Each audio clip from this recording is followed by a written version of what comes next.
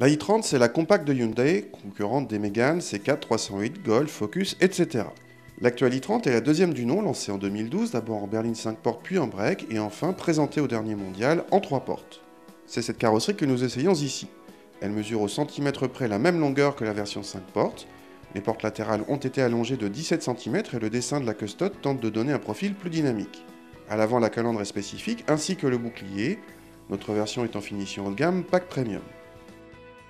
L'accueil de la i30 est agréable avec un habitacle bien présenté, très loin du vieux cliché des Korean Cheap. Les matériaux et l'assemblage sont d'un bon niveau pour la catégorie. L'ambiance est un peu sombre mais pas triste.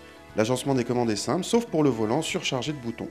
Bonne surprise, les places arrière, certes moins accessibles que dans la berline 5 portes, offrent une bonne habitabilité une fois les passagers installés. Même la place centrale est praticable, mais la largeur devient alors limite. Le coffre atteint 378 décimètres cubes, soit le même volume que la berline 5 portes. On aurait pu s'attendre sur cette version 3 portes à une conduite plus dynamique que la 5 portes, et il n'en est rien. Cette i30 reste confortable et sûre, mais n'apparaît pas plus agile que sa sœur. Le moteur est doux à l'utilisation, mais on a toujours l'impression qu'il manque une partie des 128 chevaux annoncés. Il ne faut pas hésiter à jouer de la boîte pour relancer. Heureusement, la commande de boîte est plutôt agréable.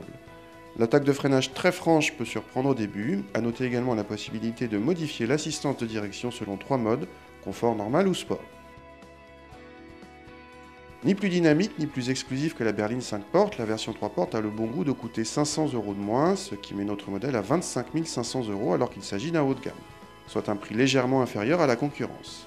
Si l'on doit comparer, le 1,6 litre DCI 130 de la Mégane se montre bien plus généreux tout en consommant moins. Il faut dire que notre i30 n'a pas droit au stop and start qui aurait sans doute fait gonfler la note. Malgré un moteur décevant, cette i30 ne manque pas d'atouts, dont une garantie 5 ans, seulement dépassée par celle de la cousine qui a Procid et ses 7 ans.